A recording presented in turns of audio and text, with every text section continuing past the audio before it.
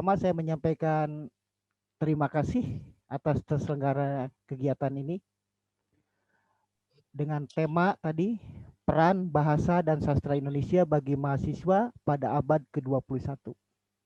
Dan saya katakan pasti kegiatan ini memiliki maksud dan tujuan, dan saya menerka atau meyakini bahwa tujuan ini ada tiga. Pertama, diharapkan terjadi peningkatan pengetahuan, terjadi pula pembentukan sikap, dan terjadi pengembangan keterampilan berkait dengan eksistensi bahasa Indonesia. Tadi dikatakan di awal oleh moderator bahwa bahasa Indonesia itu sebagai jati diri bangsa Indonesia. Dan saya persilahkan Anda untuk meninggalkan forum ini jika Anda tidak mengakui bahasa Indonesia sebagai jati diri Anda. Atau Anda ingin memiliki jati diri supaya menjadi bangsa Indonesia, silahkan gabung di forum ini. Nah gitu. Jadi saya ancam dulu. Kalau Anda tidak merasa bahasa Indonesia sebagai jati diri, silahkan untuk meninggalkan. Dan jika Anda ingin memiliki jati diri bahasa Indonesia sebagai milik bangsa Indonesia, ayo kita gabung. Dan saya meyakini bahwa bahasa Indonesia itu selain bahasa bangsa Indonesia, tadi juga dipapar sajikan di awal, banyak orang asing ingin mempelajari bahasa Indonesia, ingin menguasai bahasa Indonesia, dan bahkan pernah dideklarasikan bahwa bahasa Indonesia itu sebagai bahasa ilmiah di ASEAN. Nah itu juga suatu kebanggaan. Namun pada fakta di lapangan, kita sebagai pemilik bahasa Indonesia sering abai terhadap bahasa Indonesia sendiri apabila itu diukur berdasarkan PUB, Pedoman Umum Ejaan Bahasa Indonesia. Selain itu juga kita menyadari bahwa peradaban manusia itu tidak bisa diimbangi oleh kecepatan perkembangan bahasa. Demikian pula perbandingan pengguna bahasa tidak bisa mengimbangi eksistensi bahasa Indonesia baku dan benar itu. Apalagi sekarang generasi alay itu banyak sekali mempengaruhi perkembangan bahasa Indonesia. Sehingga mana bahasa Indonesia, mana bahasa alay, nah itu terjadi tumpang tindih. Sehingga kita sebagai akademisi perlu membuat parameter pada diri kita masing-masing. Bagaimana bahasa Indonesia kita tempatkan sebagai media berbahasa Indonesia dan bersastra Indonesia di era atau di abad ke-21. Oke, itulah pengantar kita, dan pada sajian ini saya akan memfokuskan pada tiga hal, yaitu tentang profil, eksistensi atau substansi, dan teknik peran bahasa dan sastra Indonesia pada mahasiswa dalam abad ke-21. Jadi nanti di akhir kegiatan ini Anda bisa melihat bagaimana profil peran, bagaimana substansi peran, bagaimana teknik peran kita, khususnya Anda mahasiswa, di dalam membahasa Indonesiakan dan mensastra Indonesiakan anak-anak Indonesia sebagai bangsa Indonesia dan masyarakat dunia di abad ke-21. Ya memang itu sangat utopsi, sangat ngawang-ngawang idealis kita. Mungkin itu ada di langit ketujuh. Tapi saya berharap kita sebagai generasi bangsa, ayo kita bermimpi di langit ketujuh. Andaikan tidak tercapai langit ketujuh, mungkin masih ada langit ke-6, ke-5, ke-4, ke-1. Kita optimis bahwa bahasa Indonesia tadi dikatakan sebagai media, sebagai alat bagi bangsa Indonesia untuk menguasai dunia. Baik, untuk memulai sajian ini, saya awali dengan asumsi. Nah, supaya kita tidak keluar dari kerangka pemikiran pembahasan ini, saya sajikan ada tiga asumsi. Pertama, oke, Jadi supaya kita sama-sama memiliki rujukan dalam memahami sajian yang akan saya sajikan. Nah, kita bertolak dari asumsi berikut. Ada 4. Ya, pertama kita asumsikan dulu sama-sama bahwa bahasa dan sastra Indonesia dipandang sebagai media komunikasi manusia sesuai dengan konteks. Jadi bahasa dan sastra Indonesia dalam forum ini, dalam konteks ini, dipandang sebagai media komunikasi manusia. Dan parameternya harus sesuai dengan konteks. Oke, itu asumsi pertama. Asumsi kedua, mahasiswa dalam konteks ini dipandang sebagai pemilik dan pengguna media sesuai dengan konteks. Jadi nanti diasumsikan bahwa Anda mahasiswa di sini adalah pemilik dan pengguna media, yaitu bahasa dan sastra Indonesia sesuai dengan konteks. Ketiga, kita sepakati pula abad ke-21 dipandang sebagai konteks penggunaan media, yaitu bahasa dan sastra Indonesia oleh mahasiswa. Jadi penekanannya nanti difokuskan kepada mahasiswa. Nah, jadi saya berharap nanti mahasiswa itu menggunakan abad 21 itu sebagai konteks penggunaan media, yakni bahasa dan sastra Indonesia. Dan asumsi keempat, peran dalam konteks ini dipandang sebagai sebuah prosesi, sebuah prosesi. Jadi rangkaian kegiatan penggunaan media oleh manusia sesuai dengan konteks dengan berlandas tumpu kepada maksud, tujuan, serta tema atau fokus. Nah, inilah sebagai landas tumpu kita untuk membahas tadi profil, substansi, dan teknik peran bahasa dan sastra Indonesia pada mahasiswa di abad ke-21.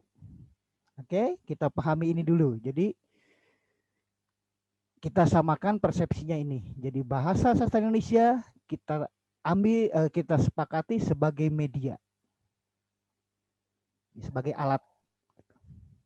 Kemudian mahasiswa sebagai pemilik dan pengguna media tadi.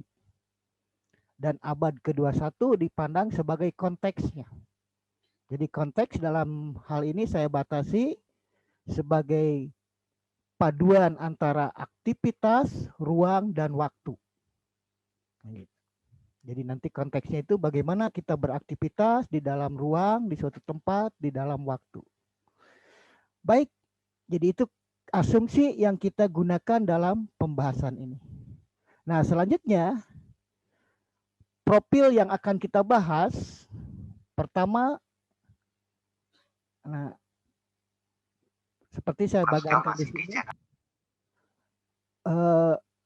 profil dalam konteks ini saya batasi sebagai alur berpikir atau peta konsep.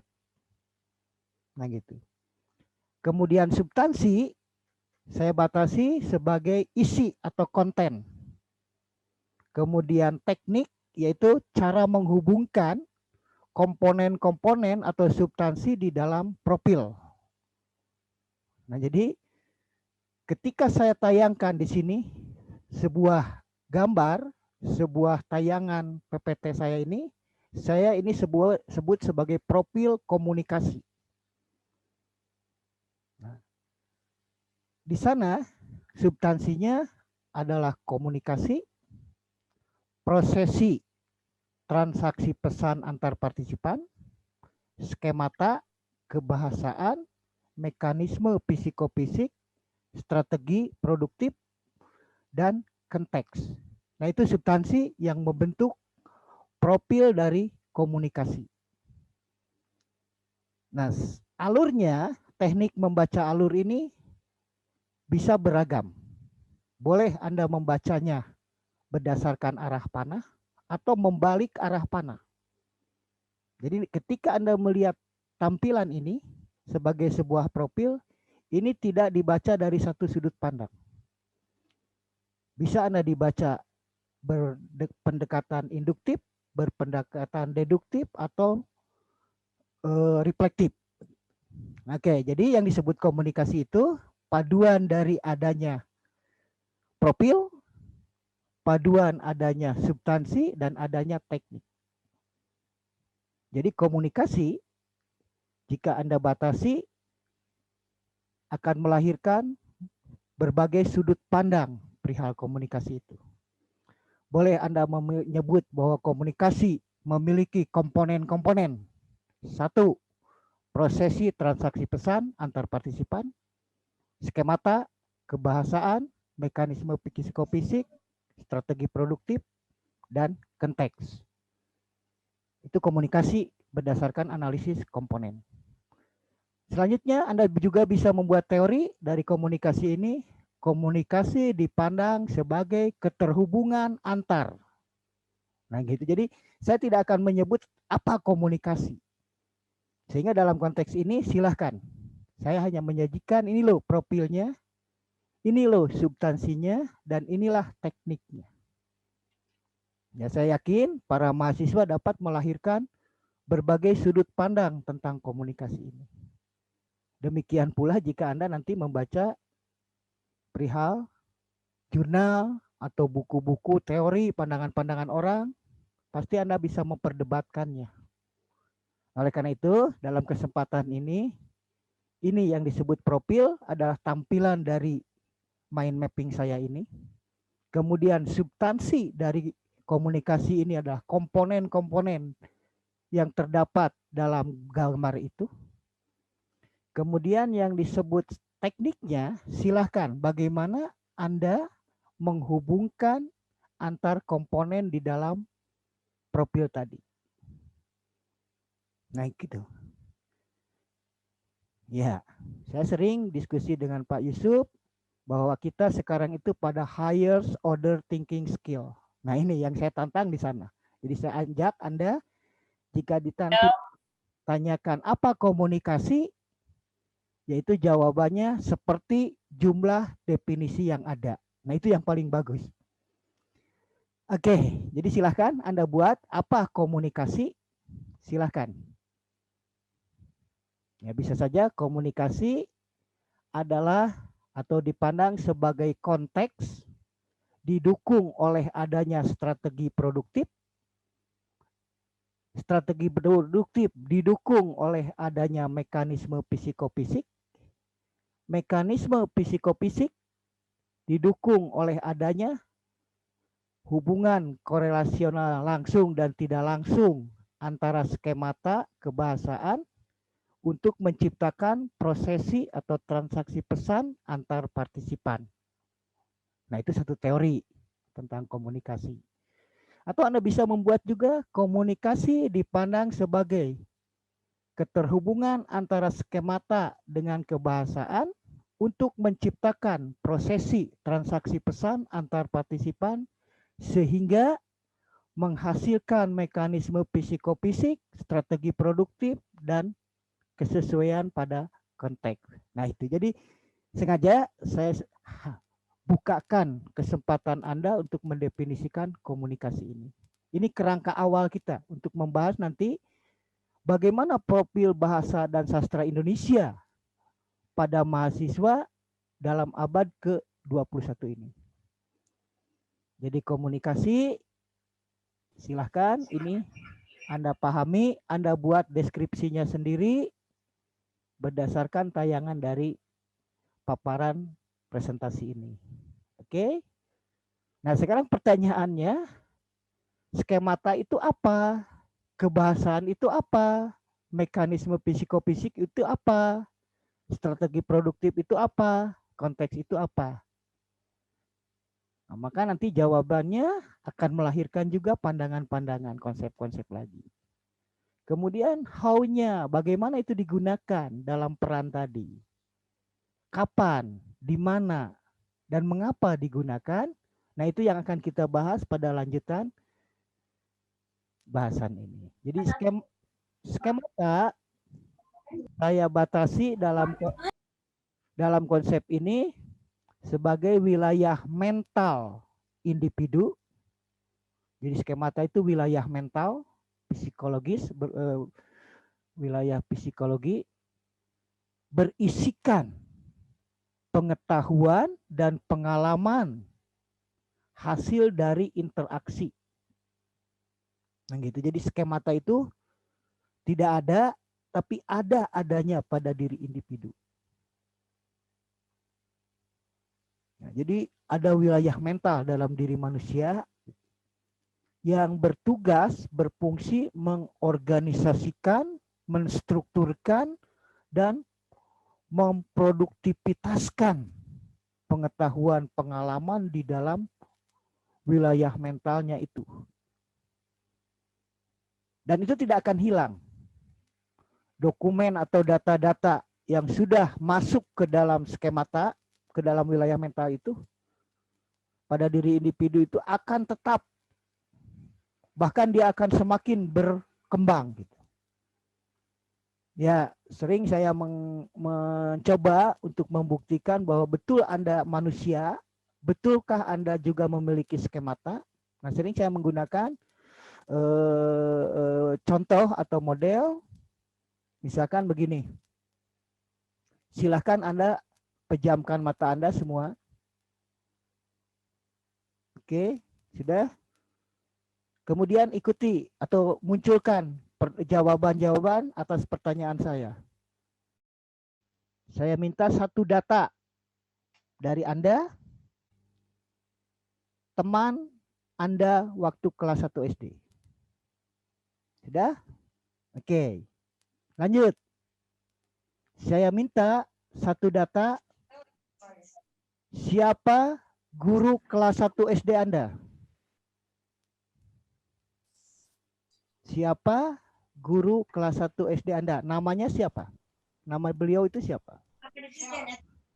Oke. Lanjut. Satu lagi pertanyaan saya harus Anda jawab. Siapa teman di kelas 1 SD yang paling Anda kesani atau yang paling Anda ingat? Teman. Oke. Jadi ada 3 pertanyaan yang dapat Anda jawab dari saya. Pertama tadi Anda sudah memunculkan data tentang nama teman Anda yang sebangku waktu kelas 1, nama guru, dan nama teman yang paling berkesan pada Anda. Oke. Pertanyaan berikutnya. Di mana data tadi disimpan?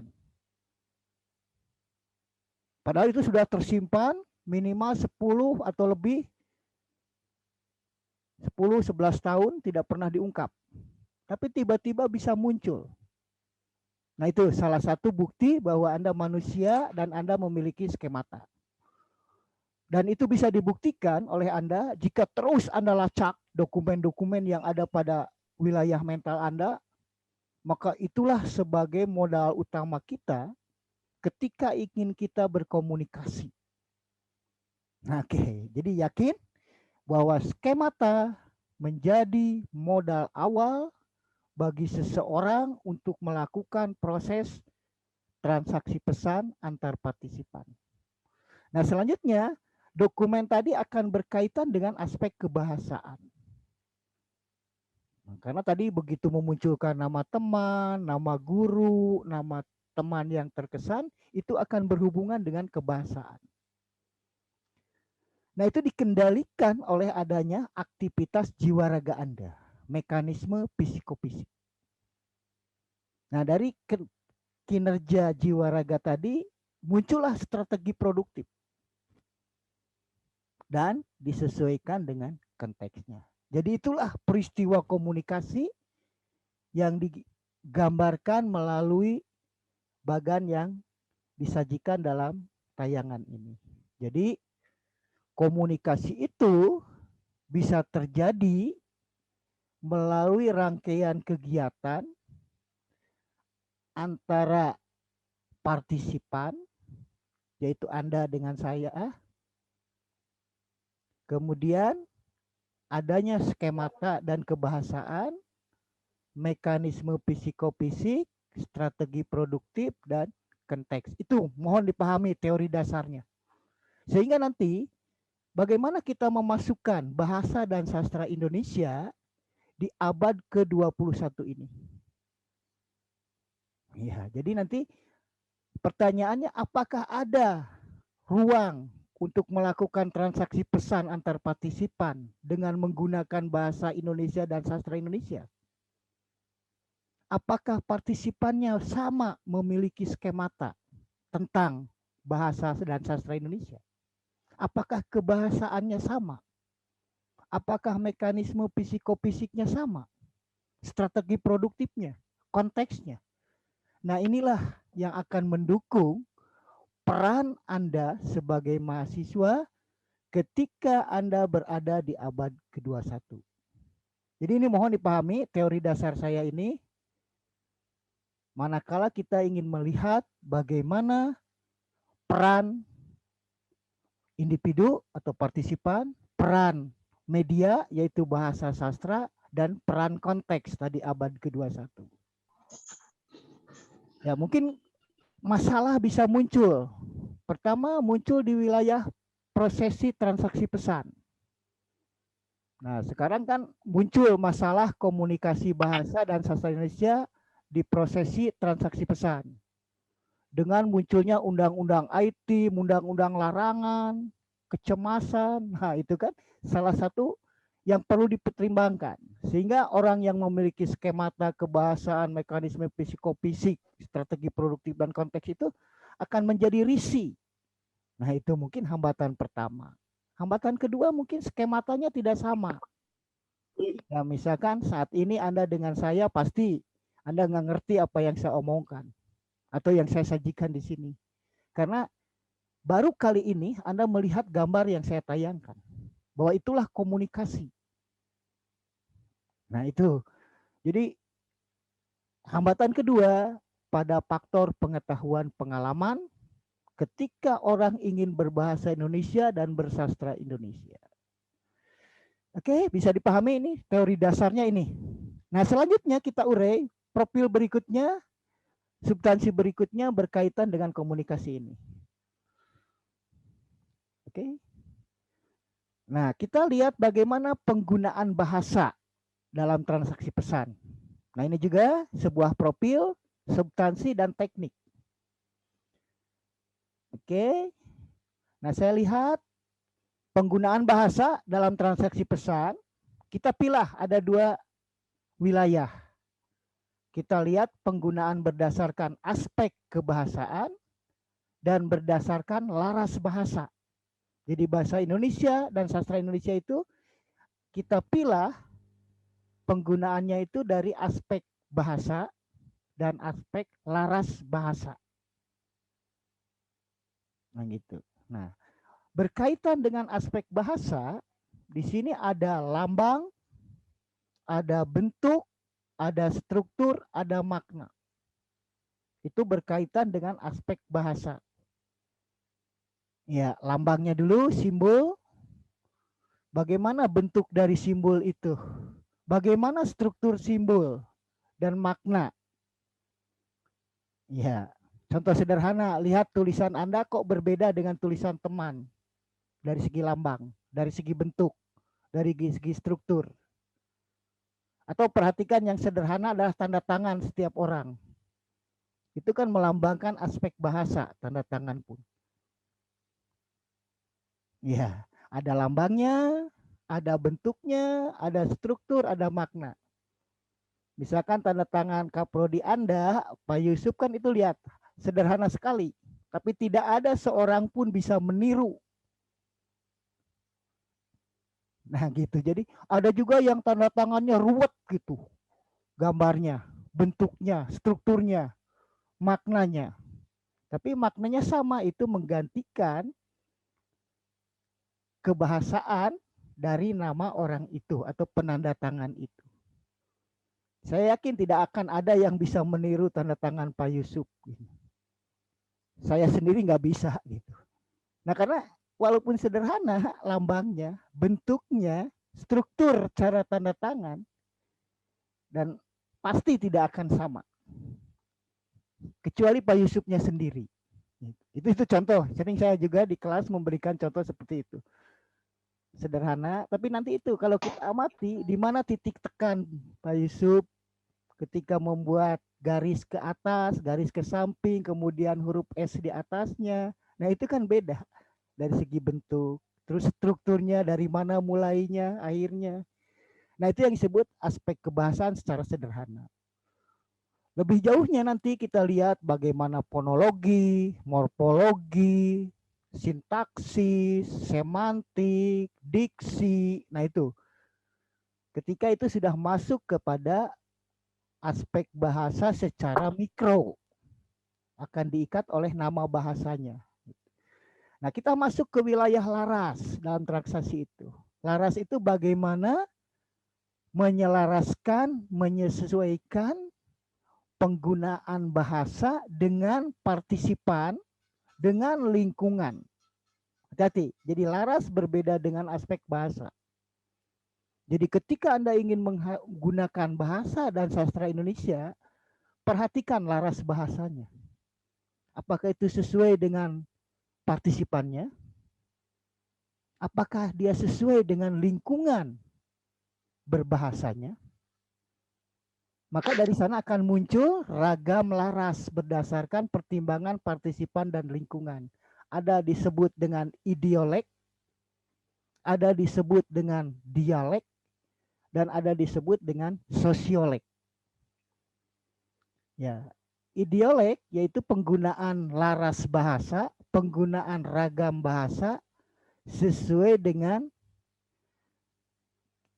kebiasaan individu atau kebiasaan dalam satu disiplin ilmu, idiolek, kekhasan gitu. Khasnya gitu. Misalkan orang Tasik Cikalong berbahasa Sunda akan berbeda dengan orang Tasik Kota, atau Tasik Kota akan berbeda dengan orang Ciamis ketika berbahasa Sunda. Karena sosioleknya, ideoleknya. Bisa juga karena dialek berdasarkan wilayah kebahasaan.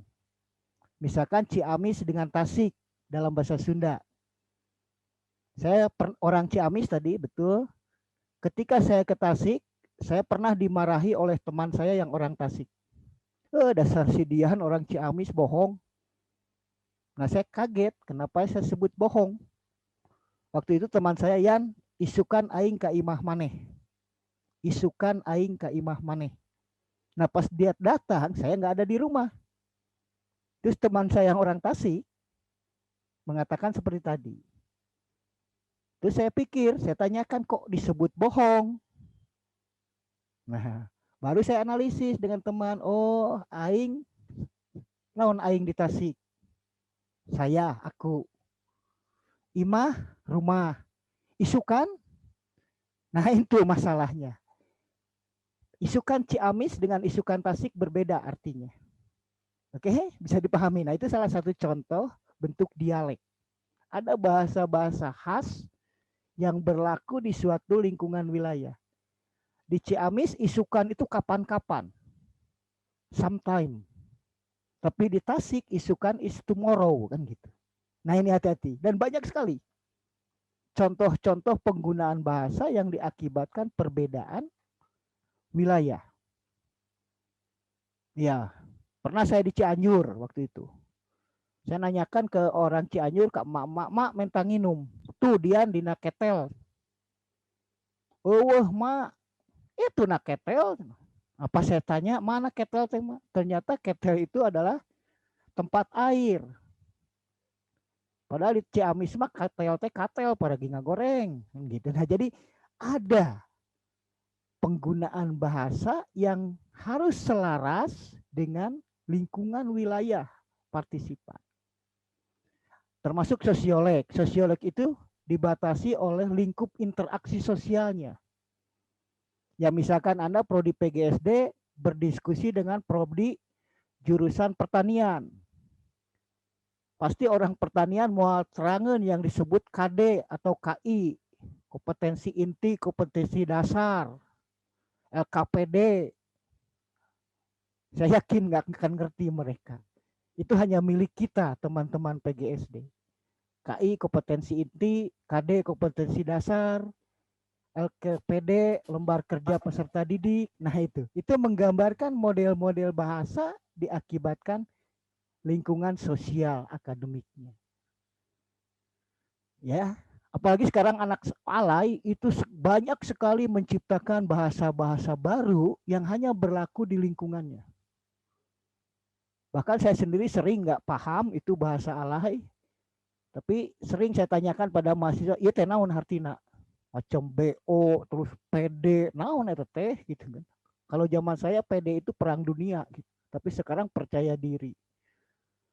Banyak itu. Nah itu contoh-contoh bagaimana ketika kita transaksi bahasa dipengaruhi oleh partisipan dan lingkungan. Oke, kita lanjut sekarang. Selanjutnya kita lihat profil, substansi, serta teknik kebahasaan lebih rinci lagi. Itu nanti ada aspek lambang kata, lambang struktur, lambang arti. Nah ini